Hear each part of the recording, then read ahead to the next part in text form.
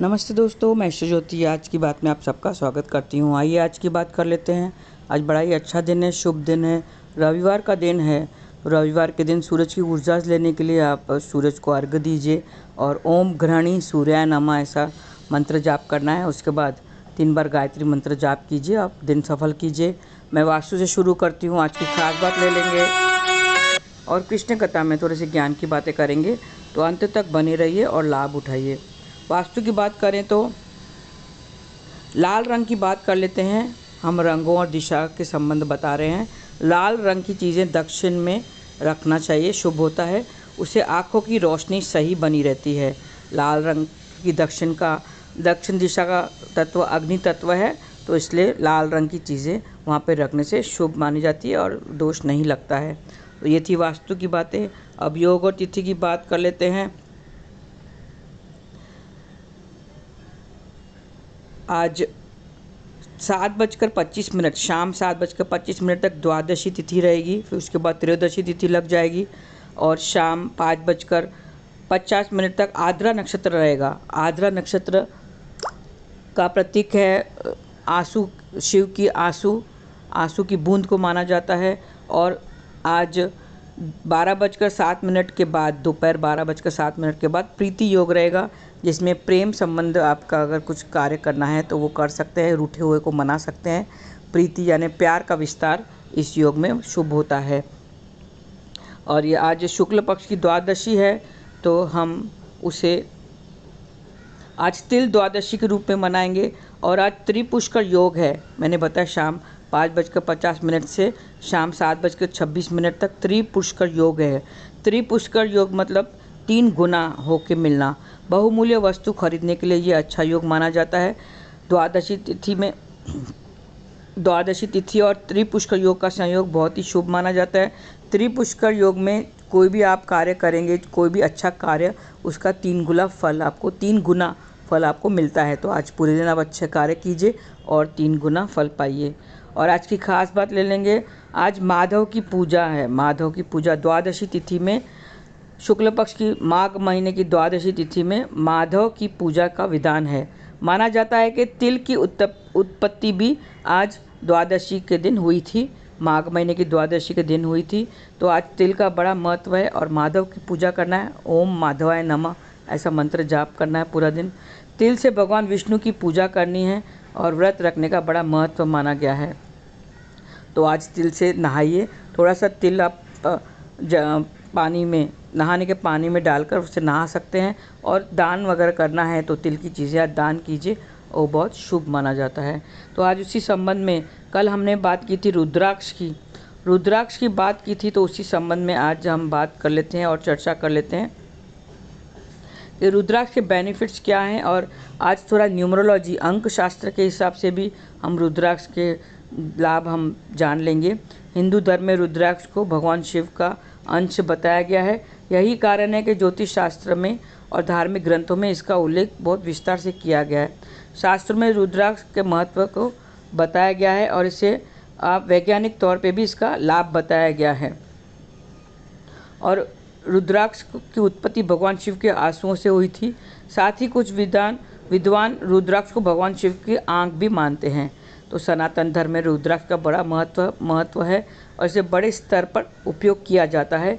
और साथ ही यह भी बताएं दे कि रुद्राक्ष के महत्व और उससे जुड़े उपायों को विस्तार से बताया गया है। ज्योतिष शास्त्र के अनुसार सही रुद्राक्ष धारण करने से कई प्रकार के दोष और अशुभ योग खत्म हो जाते हैं और जीवन में खुशहाली आती है।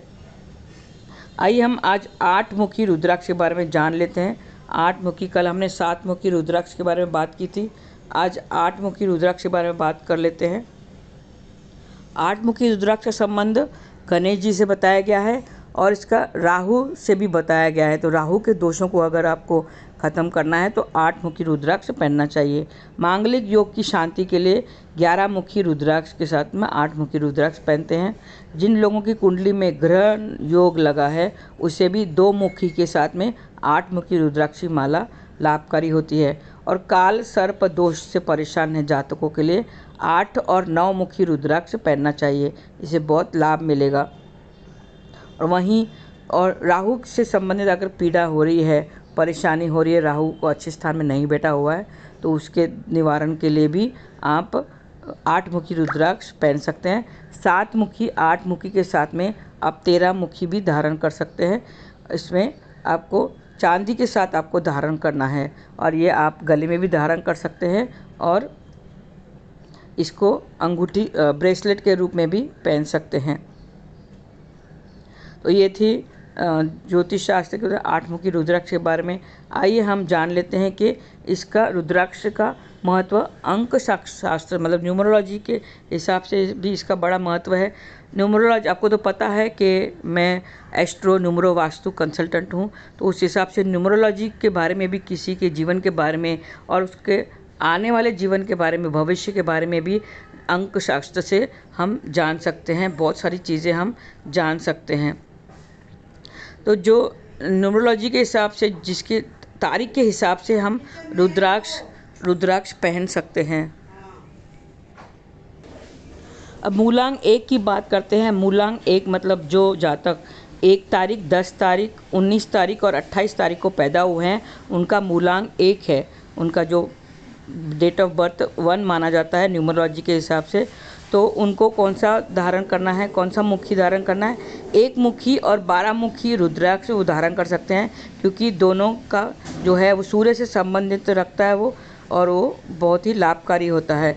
1 मुखी मुश्किल है मिलना, तो आप 12 मुखी भी धारण कर सकते हैं।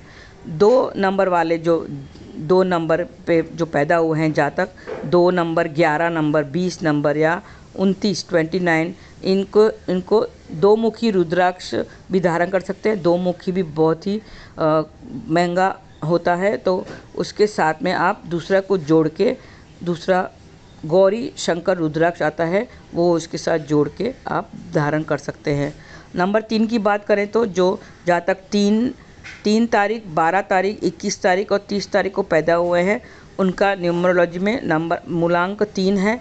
वो 5 मुखी रुद्राक्ष धारण कर सकते हैं, क्योंकि 5 मुखी का संबंध बृहस्पति से है और 3 नंबर भी बृहस्पति का नंबर है, तो इसके लिए 3 नंबर वालों को 5 मुखी रुद्राक्ष धारण कर सकते हैं। वो 10 मुखी रुद्राक्ष के साथ भी पहन सकते हैं, क्योंकि 10 मुखी भी आपको उन्नति और प्रगति देगा। 4 नंबर वाले जो लोग हैं, जो जिसकी डेट ऑफ बर्थ 4 है, 13, 22 या 31, 31, इनका जो मूलांक है वो 4 है। इनको 8 मुखी रुद्राक्ष धारण करना चाहिए, क्योंकि 8 मुखी रुद्राक्ष मैंने अभी बताया था राहु से संबंधित करता है, और 4 नंबर भी राहु का नंबर है। तो इनको 4 नंबर वालों को 8 मुखी रुद्राक्ष पहनना बहुत लाभकारी होगा, और जो IT सेक्टर में काम कर रहे हैं उनके लिए भी शुभ होगा। 5 नंबर वाले जातक है जिनका जन्म 5 तारीख, 14 तारीख और 23 तारीख को हुआ है, उनका मूलांक 5 है, तो उनको 4 मुखी रुद्राक्ष धारण करना चाहिए, उनसे फ़ायदा होगा। क्योंकि 4 मुखी रुद्राक्ष का संबंध बुध से है, बुध ग्रह से है, और 5 नंबर भी बुध ग्रह का नंबर है। तो 5 नंबर वालों को 4 मुखी रुद्राक्ष धारण करना शुभ माना जाता है। उससे बुद्धि और ज्ञान बढ़ता है, और उससे हर चारों दिशाओं में उसकी उन्नति होती है। नंबर 6 वालों की बात करें तो जिनके जातक जो 6 को पैदा हुए हैं, 15 या 24 को पैदा हुए हैं, उनको कौन सा रुद्राक्ष धारण करना चाहिए? उनको 6 मुखी रुद्राक्ष धारण करना चाहिए, क्योंकि 6 मुखी रुद्राक्ष का सीधा संबंध शुक्र ग्रह से है, और जो नंबर 6 वाले हैं वो भी शुक्र ग्रह उनका प्रबल रहता है। 6 नंबर शुक्र का है, तो उनको 6 मुखी रुद्राक्ष धारण करना चाहिए। और 6 मुखी रुद्राक्ष कार्तिक के संबंध है उससे, जो हर तरह से मुसीबतों से बाहर निकालता है। नंबर 7 की बात करें तो जिनका जन्म 7 तारीख, 16 तारीख या 25 तारीख को हुआ है, उनको कौन सा धारण करना चाहिए रुद्राक्ष?